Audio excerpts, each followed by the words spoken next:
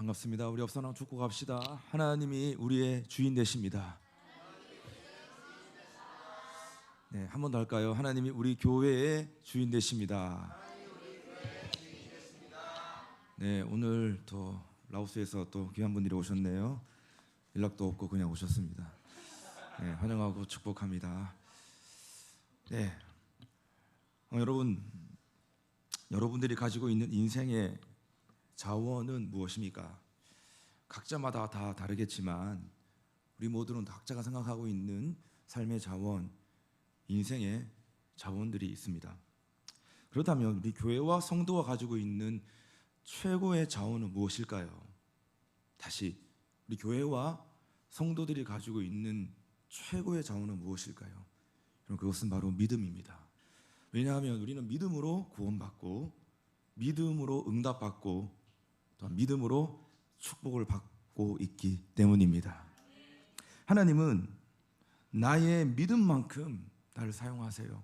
좀 더 정확히 말하면 하나님은 우리의 재능을 쓰시는 것이 아니고 우리의 능력과 우리의 기질을 쓰시는 것이 아닙니다. 정확히 말하면 하나님은 우리의 믿음을 사용하시는 것입니다. 조금 어려운 말로 하나님은 철저하게 내 믿음의 크기에 제한을 받으세요. 내 믿음의 분량만큼 쓰신다는 겁니다.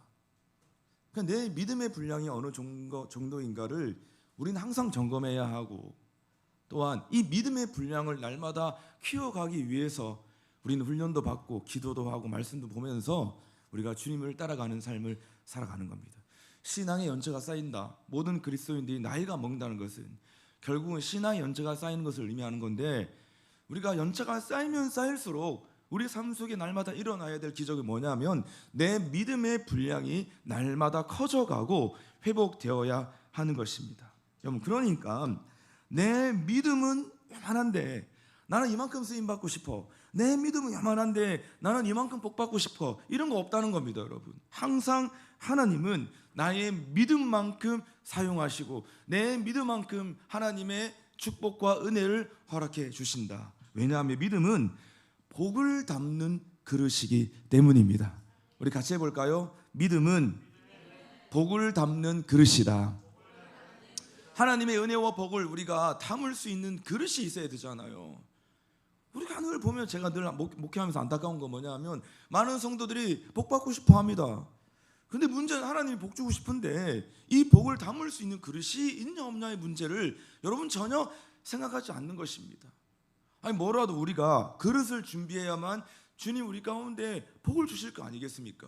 근데 손 놓고 멍때리고 그냥 가만히 있으면 하나님 아시겠지, 하나님 복 주시겠지, 이런 그런 마음은 간절한데 내 안에 그 복을 담을 수 있는 그릇이 없으니까 우리는 하나님의 은혜와 복을 경험할 수 없는 삶을 살아가는 것입니다. 그 다음 그릇이 뭐냐? 바로 우리의 믿음이라고 하나님은 말씀하고 있다는 겁니다. 여러분, 문제의 영역도 마찬가지입니다. 태산 같은 문제를 만나도 사실 우리가 믿음만 있으면 해결되는 거거든요. 결국은 우리가 높은 산을 만났을 때 믿음이 없어서 늘 우리는 주저하고 힘들어하고 어려워하고 그 모든 문제를 뛰어넘지 못하는 거, 결국은 믿음에 관한 것이다. 그래서 예수님 뭐라고 말씀하셨습니까? 할 수 있거든이 무슨 말이냐? 믿는 자에게는 능치 못할 일이 없다 라고 말씀하신 것입니다. 믿음 안에는 불가능이 없다는 거죠. 믿음은 늘 모든 것을 가능케 한다라고 하는 사실인 것이에요. 그래서 우리는 건강검진보다도 훨씬 더 자주 해야 될 검진이 있는데, 그게 뭐냐면요, 나는 과연 믿음의 사람인가? 우리 항상 이것을 점검해야 돼요. 우리가 건강검진 때마다 1년에 한 번씩 늘 하는데, 적어도 성도로 삶을 살아간다, 믿음의 백성으로 삶을 살아간다고 했을 때 우리가 MRI 찍는 것보다, 위내시경 하는 것보다도 우리가 더 많이 점검하고 검진해야 할 것이 뭐냐 하면, 나는 과연 믿음의 사람인가? 우리가 교회 다닌다고 해서 믿음 있는 거 아니거든요. 그냥 교회 출석하는 거죠. 막 찬양할 때 눈 감고, 눈 지그시 감고 그냥 막 손 들고 막 울고 불고 한다고, 이런 그거 믿음 아니에요. 아니, 믿음 아니라고 하면 안 되지만 그것만이 믿음이라고 말할 수 없는 것이에요. 진짜 내 안에 믿음이 있는가? 진짜 내 안에 믿음이 있는가? 우리 항상 점검해야 한다는 겁니다. 이건 제 말이 아니라 성경의 말씀이에요. 고린도후서 13장 5절을 보면 너희는 믿음 안에 있는가 너희 자신을 시험하고 너희 자신을 확증하라. 여기서 말하는 확증하라고 하는 말은 검증하라고 하는 뜻이에요. 너희는 믿음 안에 있는가 너희 자신을 항상 시험하고 테스트하고 너희 자신을 항상 검증해라 라고 말씀하고 있는 것입니다. 여기서도 우리가 늘 강조하는 거 종교인이냐 신앙이냐 여기서 구별되어지는 거예요. 나는 정말 종교인인가 나는 정말 신앙인인가 내 안에 정말 믿음이 있는가 우리 항상 이것을 점검할 필요성이 우리 가운데 있다라고 하는 사실입니다. 오늘 우리가 히브리서 11장 말씀 읽었습니다. 히브리서 11장은 별명이 있죠. 믿음장이라고 합니다. 정말 성경에서 믿음을 말하고 있지만 진짜 핵심적으로 믿음이 무엇이냐 우리가 그 믿음을 공부하고 믿음을 깨닫기 위해서는 반드시 이 11장의 말씀을 읽고 우리가 자세하게 묵상을 할 필요가 있는 거예요. 그러니까 믿음이 무엇인가를 알려면 11장을 반드시 묵상해야 되는데 여러분 11장 안에 이 믿음이라고 하는 단어가 무려 29번이나 등장하고 있습니다. 그리고 이 믿음의 전당 안에 속해 있는 믿음의 영웅들 몇 명이 있냐 16명의 믿음의 영웅들이 여러분 기록되어지고 있습니다. 그래서 오늘 1절, 2절, 3절 서론격에 해당하는 그 말씀을 읽었는데요. 정작 오늘 11장 전체를 좀 여러분과 살펴보기를 원하는 것이에요. 히브리서 11장 전체 안에서 하나님 또한 도대체 믿음이 무엇이라고 말씀하고 있는지 또한 이 믿음의 종류는 어떠한 종류가 들어있는지에 대해서 오늘 여러분과 짧은 시간이지만 11장 전체의 말씀을 여러분과 함께 나눠보면서 우리가 오늘 믿음에 대해서 한번 알아가 볼 수 있는 시간 될 수 있기를 주님의 이름으로 축원합니다.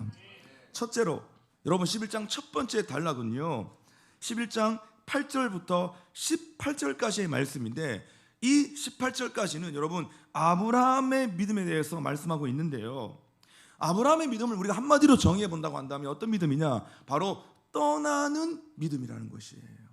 떠나는 믿음. 하나님이 아브라함에게 너는 고향과 친척과 아비의 집을 떠나 내가 너에게 지시할 땅으로 가라라고 명령하셨습니다. 여러분 그때 아브라함이 어떻게 반응했죠? 아브라함은 순종했어요. 그래서 오늘 본문 8절에 보면 아브라함이 이렇게 반응했다고 말씀하고 있는데 이렇게 다시 한번 읽어볼까요? 시작. 믿음으로 아브라함은 부르심을 받았을 때에 순종하여 장래의 유업으로 받을 땅에 나아가서 갈 바를 알지 못하고 나아갔으며 하나님이 너는 너의 고향과 친척과 아비의 집을 떠나 내가 너에게 지시할 땅으로 가라라고 했을 때 아브라함이 지금 뭐라고 말하고 있냐면 그 유업의 땅, 장래의 유업, 약속의 땅을 향해서 나아갔는데 어떻게 나아갔냐면 갈 바를 알지 못하고 나아갔다고 말하고 있어요. 갈 바를 알지 못하고 떠났다는 것이에요. 여러분 여기서 떠난다. 이건 무엇을 의미하는 걸까요? 우리가 떠난다라는 것은 무엇을 의미하는 것일까요? 여러분 떠나는 것은요 쉬운 일이 아닙니다. 생각보다.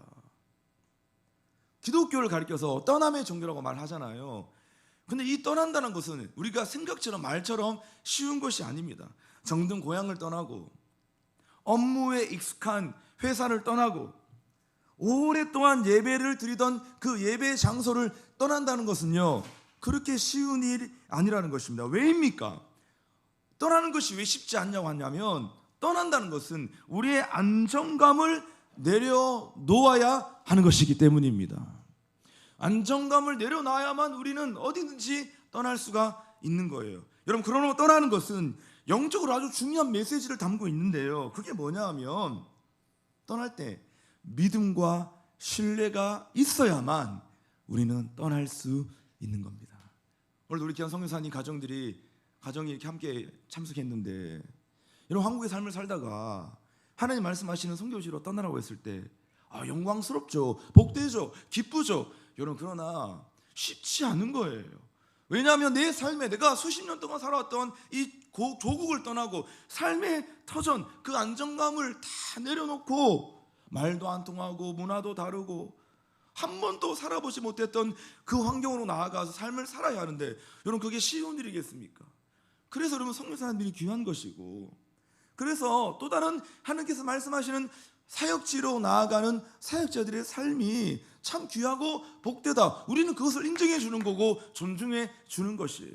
내 모든 삶의 안정감을 내려놓고 여러분 떠나는 거, 믿음이 있어야만, 하나님을 향한 신뢰가 있어야만 우리가 떠날 수 있다는 사실을 우리가 발견할 수 있게 되어지는 것입니다. 여기서 아브라함이 본토 친정 아비의 집을 떠날 때 하나님을 신뢰할 수 없었다고 한다면 아브라함은 결코 떠날 수가 없었을 것입니다. 여러분 아십니까? 고향을 떠나라고 했더니 하나님의 명령은요, 원래 아브라함에게 주어진 명령이 아니라 최초에 아브라함의 아버지였던 데라에게 하셨던 주님의 명령이었습니다. 창세기 11장 31절이 그것을 여러분 말씀해 주고 있는 거예요. 데라가 그 아들 아브라함의 하란의 아들인 그의 손자 롯과 그의 며느리 아브라함의 아내 사레를 데리고 갈대아인의 우르를 떠나 가나안 땅으로 가고자 하더니 하란에 이르러 거기에 거류하였으며, 처음에 데라가 그 아들 아브라함과 또한 그의 손자 롯과 그의 며느리였던 사레를 데리고 원래 살고 있었던 갈대아 우르, 그 우르를 떠나서 어디로 가고자 했다고요? 가나안 땅으로 가고자 했다는 것입니다. 그러니까 하나님께서 먼저는 여기가 가나안 땅으로 가라라고 했던 이 명령은 실상은 여러분 아브라함이 아니라 아브라함의 아버지였던 데라에게 하셨던 하나님의 명령에 관한 말씀이었던 것입니다. 원래 가나안으로 떠나야 하는 사명은 아브라함의 사명이 아니라 분명 아브라함의 아버지 데라가 받았던 사명이었다는 거예요. 자, 그러나 데라는요, 가나안 땅을 향해 갈대아 우르를 떠났다가 우리가 다 살펴봤잖아요. 지난번에 제가 설교 한번 했는데 중간 지점, 우르에서 중간 지점, 가나안 땅 가기 전에 그 중간 지점 하란에 주저앉아 버리게 됩니다. 그래서 하란에 이르러 거기에 거류하였으며, 여기서 거류했다는 것은 잠시 잠깐 멈추는 게 아니라 거기에 정착했다라는 거예요. 거류하다라는 것은 정착하다라는 것입니다. 여러분, 왜 그 중간 지점인 그 하란에 데라는 거류하고 정착했을까요? 뭐 정확한 이유는 성경에 나오지 않기 때문에 잘 모르지만 우리가 추측해 보건대, 유추해 보건대 하란이라고 하는 이 지역은요, 메소포타미아 문명의 발생 지역고 그 지역은 아주 비옥한 땅이었기 때문에 우리가 어떻게 추측할 수 있습니까? 결국 이 데라는 현실이 주는 안정감에 도취되어 있었지 않았을까? 먹고 사는 문제가 해결되어 버린 거예요. 하란에서. 거기에서 그러니까 완전히 주저앉아 버리게 된 겁니다. 그래서 결국은 유프라테스 강을 건너지 못하고 그 하란에 주저앉아서 거기에서 생을 마감했다고 성경은 기록하고 있습니다. 자, 여러분, 우리가 이 사건을 통해서 깨닫는 것이 있습니다. 떠나는 것을 중도에 포기해 버리는 인생이 있고, 또한 아브라함은 가는 길이 아무리 힘들어도 끝까지 떠나는 인생이었다는 건데, 이 둘의 근본적인 차이가 무엇이겠습니까? 이 데라와 아브라함의 근본적인 차이는요, 바로 믿음이라는 것이에요. 아브라함은 하나님을 믿었습니다. 할렐루야. 아브라함은 하나님을 신뢰했습니다. 그래서 어정쩡한 아버지의 삶에 이 아브라함은 영향을 받지 않았던 거예요. 이거 얼마나 대단합니까? 보통 자식들은, 아들은 아버지의 영향을 받거든요. 아버지의 믿음, 아버지의 습성, 아버지의 습관, 아버지의 말투, 아버지의 사고관, 이건 다 자식들이 부모의 영향을 받습니다. 그래서 우리가 부모님의 신앙이 중요하다, 이제 아빠가 되고 엄마가 되었다는 것은 뭐냐면, 이제 이거 나 혼자만의 신앙이 아니라 내 믿음이 고스란히 자녀의 신앙으로 이어지는 것이기 때문에 이제 엄마가 되고 아빠가 되었다는 것은 아주 중압감을 가지고 있어야 되는 것이에요. 책임감이 필요한 것입니다. 왜냐하면 그 자식들은 부모를 보거든요. 우리 엄마와 아빠가 얼마나 예배자인가, 교회에서만 예배자인지, 집 안에서도 가정에서도 정말 예배자로 믿음의 백성으로 삶을 살아가는 부모인지 여러분 본능적으로 압니다. 지나가는 말 한마디, 말투를 통해서 다 아는 것이에요, 여러분. 근데 여러분, 아브라함은 그 어정쩡한 아버지의 신앙과 삶에 영향을 받지 않았다는 것입니다. 여러분, 그래서 아브라함은 가나안 땅을 향해서 끝까지 떠날 수 있었던 것입니다. 여러분, 또한 아브라함의 일생에서 이 떠나는 믿음이 가장 잘 드러나고 있는 장이 어디냐면 창세기 22장. 여러분 기억하십니까? 창세기 22장의 장면은 어떤 장면입니까? 아브라함은 그의 아들 독자 이삭을 번제로 드리기 위해서 모리아 산으로 떠나는 장면이 바로 창세기 22장의 말씀입니다. 여러분 생각해 보십시오. 눈에 넣어도 아프지 않는 그 아들, 100년 만에 얻은, 100살에 얻은 그 아들, 어떻게 이런 번제를 바칠 수 있습니까? 상상도 할 수 없는 일이잖아요. 아니, 저에게도 아들이 있는데 하나님이 교회 부흥을 위해서 아들 바쳐라, 순교자로 바쳐라 하면 제가 그럴 수 있을까 과연? 어떤 선교사님들의 모임에서 김용희 선교사님이라는 분이 선교사님 모임에서 선교사들 컨퍼런스 가서 이런 말을 했대요. 선교사님 여러분, 당신들의 열방의 부흥을 위해서 삶을 다든 전신하는데 하나님이 열방의 주님께로 돌아오는 이 놀라운 역사, 선교 역사를 한 번에 하신다고 한다면, 근데 조건이 있다. 당신들의 아들을 잡으라고 한다. 당신들의 아들을 잡으면 온 열방의 주님께로 돌아올 것이다 라고 하는 확신이 있다고 한다면, 선교사님 당신의 가정에 있는 아들을 잡을 수 있겠습니까? 그런데 근데 그 순간 선교사님들이 모두가 다 아무 말도 못하고 한 명, 두 명씩 울기 시작했다고 합니다. 왜입니까? 뭘 말하는 것입니까? 하나님, 열방의 부흥을 위해서, 선교를 위해서 제 아들을 주님께 드리겠습니다. 여러분, 이렇게 할 수 있는, 자신감 있게 선포할 수 있는 선교사가 단 한 사람도 없다는 말이잖아요. 그저 눈물만 흘리고 있었다는 것입니다. 당연한 거죠. 여러분, 100살 동안 100세에 얻었던 그 아들을 어떻게 번제로 드릴 수가 있는 것입니까? 여러분, 이건 불가능한 거거든요. 상식적이지 않는 것입니다. 예수 믿지 않는 사람들, 신앙이 없는 사람들이요, 이 창세기 22장 말씀 읽으면서 다들 시험 들어요. 실족해요. 야, 너네 하나님은 어떤 이런 하나님이냐, 아들을 번제로 드려갈 수 있느냐 라고 오해할 정도로, 여러분 22장의 이 스토리는 우리가 상식적으로 받아들이기가 너무 어려운 여러분 그런 본문의 말씀인 겁니다. 여러분, 그런 아브라함은 그의 아들 이삭을 번제로 드리기 위해서 모리아 산으로 떠났던 것입니다. 왜입니까? 아브라함은 바로 떠나는 믿음이 있었기 때문에 그 하나님의 명령에 순종할 수가 있었던 것입니다. 떠나는 믿음. 오늘 히브리서 11장에서 아브라함의 단락을 통해서 하나님이 지금 강조하시고 있는 믿음은 뭐냐? 떠나는 믿음이라는 거예요. 네가 아무리 믿음이 있다고 해서 내가 얘기했을 때 너 떠날 수 있느냐 없느냐, 거기에 너의 믿음이 드러난다. 주님께서 말씀하셨을 때 내가 그 말씀에 순종할 수 있느냐 없느냐, 그거 보면 너의 믿음의 수준과 바닥이 바로 드러난다. 여러분, 그것을 지금 이 믿음장에서 하나님 우리에게 설명해주고 있는 것입니다. 저는 여러분, 우리 교회는 사실상 짧은 한 8년 정도, 개척한 지 8년 정도 우리가 이어져 왔지만, 지난 시간을 돌아보면 우리 교회도 사실 우리 교회 역사는 떠나는 역사였습니다. 하나님이 부천에서 위례로 떠나라고 했을 때 10명 정도 되는 개척 멤버들이 왕복 100km가 넘는 여러분 그 지역으로 우리는 떠났습니다. 그리고 거기서 하나님이 다시 광명으로 떠나라고 했을 때, 여러분 사실 우리가 돌이켜 보십시오. 우리가 거기서 우리가 정말 개척하고 우리가 처음에 개척하고 풀 세팅하고 마음과 모든 것을 다 실어서 우리 거기에 오래 했는데, 하나님 1년 만에 다시 떠나라고 말씀하시는 거예요. 다 두고 우리 모든 거기 안정감, 정말 보면대 하나 들고 모든 걸, 안정감을 다 내려놓고 우리 다시 광명으로 떠났습니다. 하나님이 가라고 하셨던 첫 번째 장소는 광명의 철산역에 있는 피아노 학원이었습니다. 아무것도 없고 마이크도 없고 보면대 하나 세워놓고 우리가 다시 그 떠남의 믿음을 우리가 순종하고 우리가 그 시간들을 다시 보냈습니다.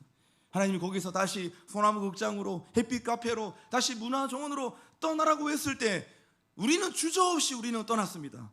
그리고 고난 시대를 맞이해서 갈 곳이 없는데, 갈 바를 알지 못하고 있는데 하나님이 다시 이곳 비전센터로 주께서 가라고 하셔서 우리는 다시 실력도 없었고 할 수 있는 것이 하나도 없었지만 성도들이 마음과 기도를 모아 힘을 모아 믿음을 모아서 우리가 여기에 들어온 지 44년의 시간이 다 되어가고 있습니다. 하나님이 다시 또 떠나래요. 또 떠나래요.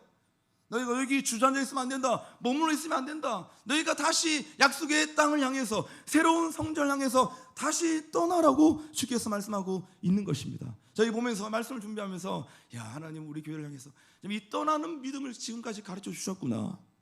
우리가 조금만 안주하려고 했을 때 하나님 너희가 거기에 안주하지 말고 거기에 멈추지 말고 항상 너희가 떠나는 믿음을 가지고 짐 싸라. 항상 이 믿음을 우리에게 가르쳐 주고 있구나.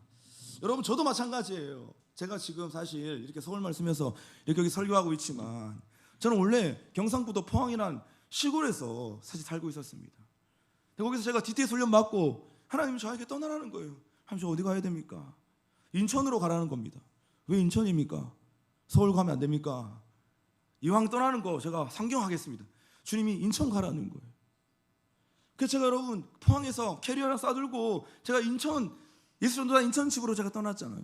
근데 갔는데 하나도 하나님께서 나를 위해서 준비해 놓은 것이 하나도 없어 보이는 것이에요. 집도 없고 공동생활집 제가 들어가려고 하니까 거기에 있는 자매들이 제가 들어오는 거 막 반대하고 오지 말라고 그러고 저 형제님 우리 들어오면 우리가 나가겠다 막 이렇게 하고 그래서 여러분 그래서 제가 한 3개월 동안 고시원에 살았잖아요. 다 아시고 다 알고 있잖아요. 제가 거기서 여러분 포항에서 인천으로 떠나서 지금까지 거쳐가지고 여러분과 함께 여기서 만나게 된 것이에요. 제가 만약 그 포항 고향을 떠나지 않았다고 한다면 실상 여러분 주님 사역에는 없는 거고 저와 여러분의 만남은 없는 것이에요. 우리 모든 인생을 보니까 결국은 떠남의 역사고 떠남의 믿음을 통해서 하나님 우리 가운데 역사하시고 일했던 것을 우리 모두가 경험할 수가 있게 되는 것입니다. 사랑하는 여러분, 하나님을 신뢰할 수 있는 사람이 떠날 수 있는 사람인 것을 믿습니다. 세상이 주는 안정감의 자리 또한 우리가 떠나야 할 것이 뭐냐면 습관적인 죄의 자리. 항상 주님 우리 가운데 떠나가는 자리 뭐냐면 야, 너 그 맨날 습관적인 죄의 자리 좀 떠나라. 너 맨날 그렇게 말로만 하지 말고 또 돌아가야 되는데 변해야 되는데 그렇게 하지 말고 진짜 결단하고 그 죄의 자리를 떠나라. 그렇게 말씀하실 때 우리가 떠날 수 있는 그 믿음이 회복될 수 있기를 주의 이름으로 축원합니다. 두 번째 11장 두 번째 단락은요 23절에서 31절까지 말씀인데 여기는 누가 등장하고 있냐면 모세라고 하는 사람이 여러분 등장하고 있습니다. 하나님이 이 단락을 통해서 모세에 대해서 말씀하고 있는데요. 여러분 모세의 믿음을 한마디로 정의한다고 한다면 모세의 믿음은 따르는 믿음이었습니다. 아브라함은 떠나는 믿음이었고 모세는 따르는 믿음이었습니다. 여러분 모세의 직업이 뭐였습니까? 모세의 직업은 이스라엘 백성들을 애굽에서 가나안 땅으로 인도하는 것이 모세의 직업이었습니다. 근데 모세가요 그 모든 과정 속에서 할 수 있었던 유일한 일이 뭐냐면 하나님을 따르는 일이었습니다. 다시 말해서 모세는 광야의 모든 시간 동안 하나님의 명령에 따라 행동하는 사람이었다는 겁니다. 왜? 광야에서 할 수 있는 건 하나님을 따르는 것밖에 없거든요. 바로 그런 것이 광야입니다. 광야에서 내가 뭘 하려고 하잖아요. 그 사람 죽습니다. 광야에서 우리가 할 수 있는 건 뭐냐 하면 하나님을 따르는 것, 그것밖에 없다는 것을 우리는 반드시 기억해야 됩니다. 여러분 그래서 출애굽기 13장에 보면요 하나님은 이스라엘을 어떻게 인도하셨냐면 어떻게 인도하셨죠? 불기둥과 구름 기둥으로 인도하셨습니다. 아멘. 아시죠 여러분? 출애굽기를 읽어봤잖아요. 하나님이 이스라엘 백성들을 광야에서 인도하실 때 어떻게 인도하셨냐면 불기둥과 구름 기둥으로 인도하셨어요. 출애굽기 13장 21절 말씀 보세요. 여호와께서 그들 앞에서 가시며 이게 은혜가 됐습니다. 여호와께서 그들 앞에서 가셨다는 거예요.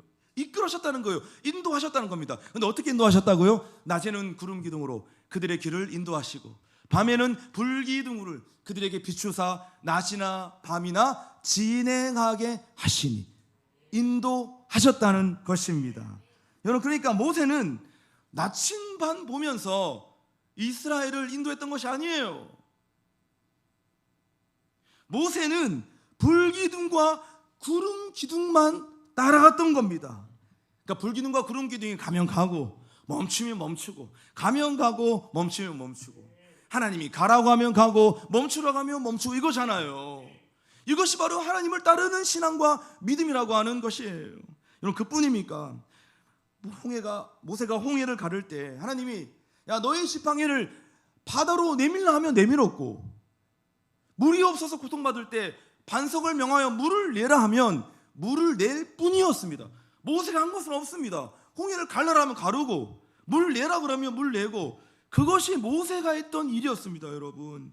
그러니까 모세가 할 수 있었던 것은 뭡니까? 하나님을 따르는 믿음이었던 것입니다.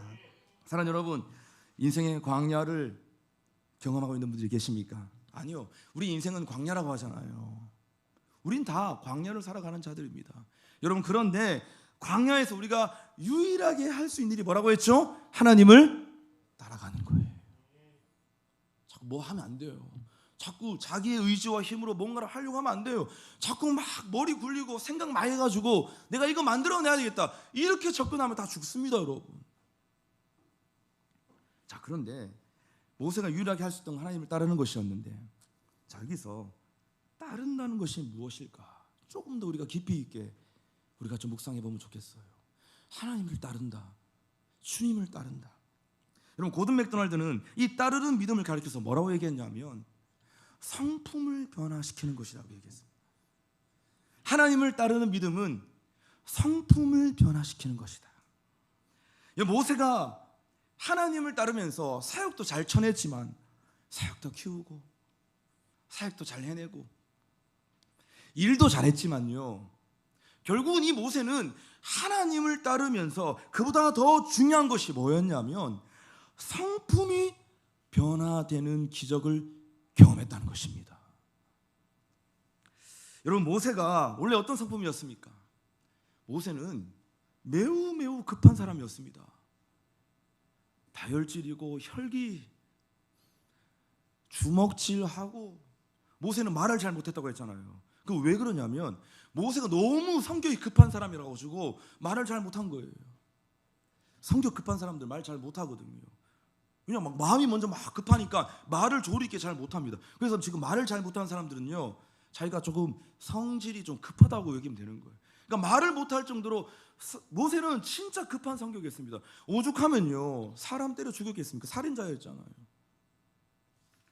그뿐입니까? 백성들이 막 마실 물 없다고 막 불평하자 하나님 분명히 반석을 명하여 물을 내라고 했잖아요. 그럼 반석 명해서 물 내면 되는데 모세가 조금 지쳤나 봐요. 힘들었나 봐요. 급했나 봐요. 백성들이 불평하니까요, 반석에 명하여 물 내면 되는데 어떻게 했죠? 지팡이 후들겨 막 내리치고 막 깠습니다. 그거 가지고 하나님 얼마나 혼났습니까? 너 왜 그러냐? 너 왜 그렇게 급발진하냐? 내가 그렇게 얘기했냐? 너는 그냥 내 말만 따르면 돼. 반석에 명하여 그냥 물 내. 그냥 왜 그렇게 치고 난리냐? 그만큼 성격이 더러웠다는 겁니다. 그러나 광야에서 모세는 하나님을 따르는 믿음을 통해서 어떻게 되었습니까? 그의 성품이 놀랍게 변했습니다. 민수기 12장 3절 다 아는 말씀이잖아요. 이 사람 모세는 온유함이 지면의 모든 사람보다 더하더라. 모세가 원래 성격은 이런 사람이 아니었는데, 원래 온유한 사람이 아니었는데, 광야에서 하나님을 따르는 믿음을 날마다 가지고 있다가 주님을 따라가는 삶을 살아가다가 뭐가 변했다? 자기의 성품이 변해버린 것이에요. 여기서 말하는 온유라고 하는 건 뭐냐 하면 길들여진 야생마, 그냥 막 부들부들 이게 아니라, 원래는 그런 사람이 아닌데 성경에서 말하는 온유함이라는 건 뭐냐 하면 길들여졌다는 거예요. 훈련되었다는 겁니다. 그러니까 원래 기질은 좀 급하고 막 이런 거 여전히 있지만, 여러분 정말 훈련된 사람들, 오랜 시간 동안 깎여가지고 훈련된 사람들 보면요, 여러분 온유함, 야, 저는 저 사람 성격 있어 보이는데, 야, 그렇지 않다. 항상 매사에 참 온유하고 뭔가 길들여졌다. 그래서 온유함의 원어상의 뜻은 뭐냐면 길들여진 야생마라고 하는 뜻이 있는 겁니다. 모세는 하나님을 따라가는 삶을 통해서, 그 믿음을 통해서 어떻게 되었습니까? 그의 성품이 온유함으로 길들여지고 변해져 갔다는 것입니다. 어떻게 가능합니까? 하나님의 말씀을 따르는 믿음이 있었기 때문에 가능했다는 것입니다. 아멘. 미국에 윌로우 크릭 처치라고 하는 교회가 있는데, 그리고 거기에 유명한 목사님 계시잖아요. 빌 하이벨스 목사님. 한때 한국 교회는 엄청난 영향을 끼쳤던 분이었습니다. 저도 여러분 이 목사님 너무 좋아해가지고 이 목사님 책을 많이 읽었어요. 근데 그 빌라벨스 목사님의 책 리더십의 용기라는 책이 있는데 거기에 보면 이런 내용이 나옵니다. 내가 리더들을 세울 때, 사역자들을 세울 때 사람들을 뽑는 기준이 있다. 그게 뭐냐 하면 나는 항상 3C를 고려한다. 사람을 채용할 때 3C를 고려한다는 거예요. 뭐냐면 첫 번째는 캐릭터, 성품을 본다. 두 번째는 뭐냐 하면 컨피던스, 그 사람의 능숙도를 본다. 능력을 본다는 것이에요. 세 번째는 뭐냐? 케미스트리, 그 사람의 조화를 본다. 얼마나 이 사람이 사람들과 동역할 수 있느냐, 조화를 이룰 수 있는 사람이냐, 이걸 본다는 것이에요. 그런데 그 중에서도 가장 우선적으로 보는 게 뭐냐면 캐릭터, 성품이라는 것입니다. 왜입니까? 왜 목사님 이런 말을 했겠습니까? 결국은 성품이 된다는 것은 결국 그 사람은 하나님을 따르는 사람이라는 것이에요. 할렐루야. 여러분, 우리가 성품이 된다는 것은 그 사람의 성격에만 관여되는 것이 아니라 결국은 그 사람의 성격과 성품은 무엇을 드러내고 있는 것이냐, 무엇을 증명하는 것이냐, 그 사람이 지금 하나님을 따르는 사람이냐, 세상을 따르는 사람이냐는 거예요. 항상 하나님을 따르는 믿음을 가지고 있는 사람은요, 성품 된다는 거예요. 그러니까 그 사람 성품이 다 나오는 겁니다. 우리가 배우자를 선택할 때에도, 내가 함께 일하는 일꾼들을 우리가 택할 때에도 우리는 항상 뭘 봐야 되냐면 캐릭터를 봐야 돼요. 성품을 봐야 하는 것입니다. 사랑하는 여러분, 믿음은 결국 하나님을 따르는 것입니다. 하나님이 인도하시는 대로 따라갈 수 있는 저와 여러분, 그리고 우리 공동체, 우리 교회가 될 수 있기를 주님의 이름으로 축원합니다. 마지막 세 번째 단락은요 29절에서 31절 이하인데, 여기에서는요 이스라엘의 믿음에 대해서 말씀하고 있습니다. 이스라엘의 믿음으로 그들은 홍해를 육지같이 건넜으나 애굽 사람들이 이것을 시험하다가 빠져 죽었으며, 믿음으로 7일 동안 여리고를 도니 성이 무너졌으며, 믿음으로 기생 라합은 정탐꾼을 평안히 영접하였으므로 순종하지 아니하는 자와 함께 멸망하지 아니하였도다. 이 말씀이 여러분 어떤 말씀입니까? 이스라엘 백성들은 결국은 도전하는 믿음으로 가나안 땅을 정복했다는 겁니다. 세 번째 말하고 있는 히브리서 11장에서 세 번째로 말하고 있는 믿음의 종류는 뭐냐 하면 바로 도전하는 믿음이라는 겁니다. 떠나는 믿음, 따라가는 믿음, 그 다음에 도전하는 믿음이라는 것이에요. 이스라엘은 강한 군사력이 있어서 여리고성을 함락시켰던 것이 아닙니다. 이스라엘은 좋은 무기가 있었기 때문에 가나안의 족속을 물리칠 수 있었던 것이 아닙니다. 도전하는 믿음이 있었기 때문에 가나안 땅을 정복할 수 있었다는 것이에요. 여러분, 도전하는 믿음이야말로 진짜 우리 인생의 환경과 상황을 바꿀 수 있는 능력입니다. 우리가 작은 것 하나도 우리가 뭔가 바꾸려면요 도전하는 믿음이 있어야 되는 거예요. 내 작은 습관 하나 바꾸는 것도 내가 믿음을 가지고 도전해야만 내 작은 습관 하나 바꿀 수 있고, 작은 말투 하나도 바꿀 수 있고, 작은 생각 하나 바꿀 수 있는 거예요. 뭐 큰 거 필요 없이 내 작은 것 하나도 여러분 바꾸려면 도전해야 한다는 것입니다. 내 이렇게 하면 안 되지, 내가 오늘 또 이렇게 했구나, 내가 알면서 왜 이랬을까, 하나님 저에게 다시 도전하는 믿음 주세요. 하루에 10번, 20번 계속적으로 우리가 믿음을 가지고 도전했을 때 결국 그 사람의 모든 작은 부분 하나도 여러분 변화시킬 수 있고 바꿀 수 있다는 것입니다. 그래서 하나님은 모든 교회와 성도들에게 이런 외침을 듣고 싶어 하십니다. 뭡니까? We cannot stay here. 하나님, 우리가 더 이상 여기에 머물 수가 없습니다. 하나님, 우리가 더 이상 여기에 안주할 수 없고 여기에 멈출 수가 없습니다. 하나님을 위하여 위대한 일을 시도하게 하여 주옵소서. 하나님이 가장 듣고 싶어하는 외침이 이런 거예요. 이것이 여러분 비단 윌리엄 캐리만의 외침이 아니라 우리 평생 믿음의 사람으로 삶을 살아가면서 외쳐야 될 우리의 구호가 바로 하나님을 위하여 위대한 일을 시도하겠습니다. We cannot stay here.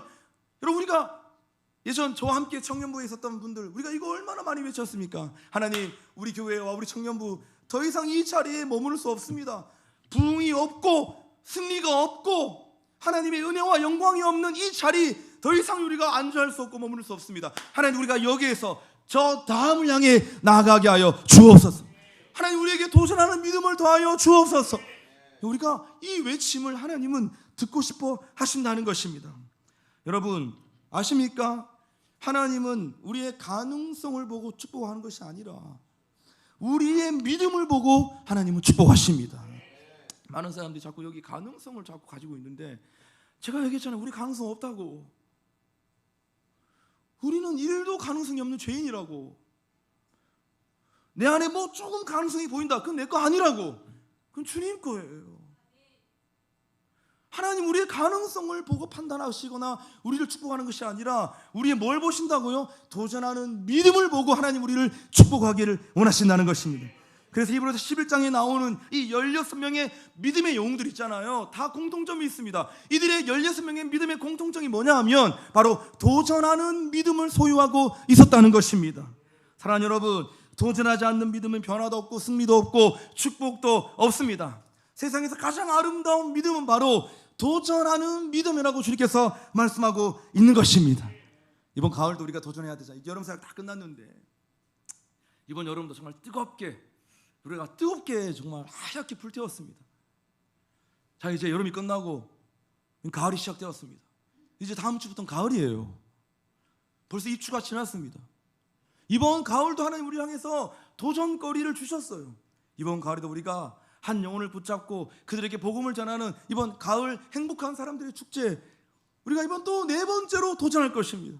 가나다라는 주제를 가지고 도전할 거예요. 그래서 여러분 다음 주에 또 진구식 하잖아요. 제가 늘 얘기하는데 이쯤 되면 또 하나, 그런 사람 한 명 있을 수 있습니다. 그 한 명이 되지 않기를 축복합니다. 또 하나 하면서 또 하죠. 우리가 멈추지 않고 이 길을 걸어가기로 주님 앞에 서원했기 때문에 한 형제님이 얘기하더라고요. 목사님, 우리 이거 안 하면 우리 교회 망합니다. 맞다.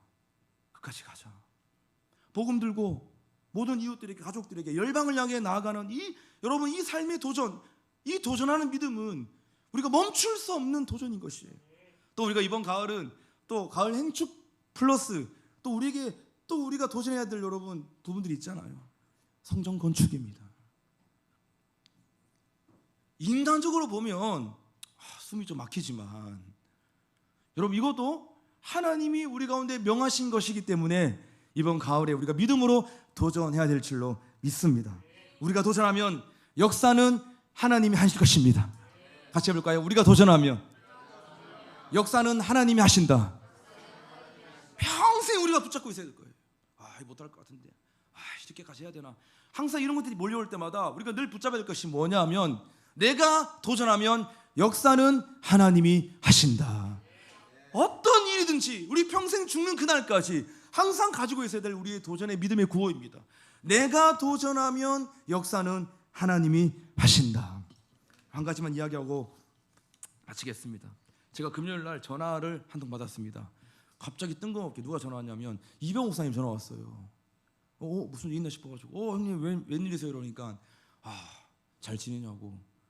잘 지내죠 이러니까 전화하신 이유가 뭐냐면 교회 어떻게 됐냐고, 어떻게 성정은 하기로 했는데 다들 어떻게 잘 가고 있냐고 걱정돼서 기도하는 생각이 나서 전화하셨다는 것이에요. 형님 고맙습니다. 안 그래도 그런 거 지금 우리가 막 부담 가지고 기도하고 있는데 하나님이 목사님을 통해서 또 격려하시고 위로하시는 것 같네요. 한참 여러분 막 얘기했어요. 근데 제 마음을 울렸던 통화의 내용이 하나 있습니다. 목사님 어떤 말을 했냐면 야 정말 잘해야 된다 이러더니 저한테 하면, 제가 많이 성전 건축하는 교회를 많이 봤는데 여기서 목사 믿음 다 드러난다. 여기서 성도들 믿음 다 드러난다. 그 말씀 하시는 거예요. 그래서 그 말 듣는데 뭔가 마음이 막 뭉클해지는 거예요. 하나님 저희 믿음 없음을 용서하여 주세요. 하나님 저희 믿음 없음이 드러나는 시간들이 아니라 하나님 제가 목사로서 하나님 저희 믿음이 드러나는 시간 되게 주십시오. 제가 요즘 안 그래도 계속 믿음 시리즈 설교하는데 뭔가 목사님을 통해서 하나님 저에게 그 말씀을 해주고 싶으셨던가 봐요. 이 과정을 통해서 잘 봐라. 목회자들, 사역자들 믿음 다 드러나고, 그리고 성도들, 리더들 믿음 다 드러난다. 그래서 기도 많이 하고 인본주의로 하지 말고 사람 두려워하지 말고 믿음으로 나아가야 한다. 그래야 이거 가능하다. 여러분 제가 그 막 통화하면서 제 마음이 막 힘을 얻는, 또 전화 끊었는데 갑자기 몇 시간 뒤에 또 한 분의 목사님이 또 전화 주시는 거예요. 그럼 오늘 다들 왜 이러시냐. 이무영 목사님 또 전화 온 거예요. 이무영 목사님 전화 와서 어떻게 됐냐 하면서 어떻게 너희들 뭐 잘 되고 있냐 뭐 그래서 형님 기도해 주세요 막 이러니까 야 우리랑 합칠래 막 이러는 거예요. 그래서 내가 그건 아닌 것 같고요. 아니 너무 사랑하는 마음으로 전화 주신 거예요. 본인들도 이제 하나로 다 이제 뭉치고 하나로 정리하려고 하는데 여러 가지 펼쳐놨잖아요. 지금 번개탄 TV 하나의 장소, 좋은 장소 구해가지고 다 하려고 하는데 우리 그러더라고요. 우리는 주중에만 쓰면 되니까 주중에 같이 쓰고 주말에는 모임을 쓰고 우리 같이 합쳐서 하자. 뭐 그 진짜 큰 결단이 그저 사랑하는 마음으로 전화 주신 거예요. 형님 감사합니다. 너무 감사합니다. 위로가 되고 격려가 되는데 그건 아닌 것 같습니다. 하면서 한번 기도해 볼게요라고 했는데 성도들하고 얘기해 볼게요라고 했는데 어쨌건 하나님이 자꾸 저의 그 목사님들을 통해 가지고 저의 막 믿음을 계속 다루시는 거예요. 정말 믿음 있냐? 고린도후서 13장 5절 아까 읽었잖아요. 오늘 말씀의 주제 아니겠습니까? 너희는 믿음 안에 있는가? 너희 자신을 시험하고 너희 자신을 검증하라. 할렐루야. 우리 공동체가 지금 믿음으로 또 이번 가을도 우리가 도전하려고 지금 준비하고 있고 또 우리 행축이나 건축이나 이 축축 우리가 이번 가을에 정말 뭔가 지금 넘치는 마음을 가지고 하려고 하는데 우리가 항상 점검해야 될 게 뭐냐? 과연 나는 믿음의 사람인가? 우리 같이 한번 읽읍시다. 너희는 시작. 너희는 믿음 안에 있는가? 너희 자신을 시험하고 너희 자신을 확증하라.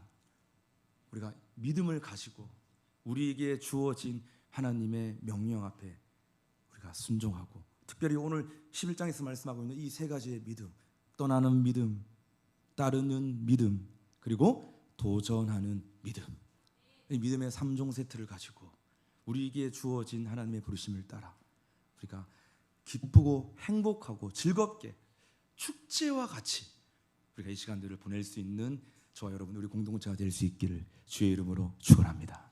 아멘.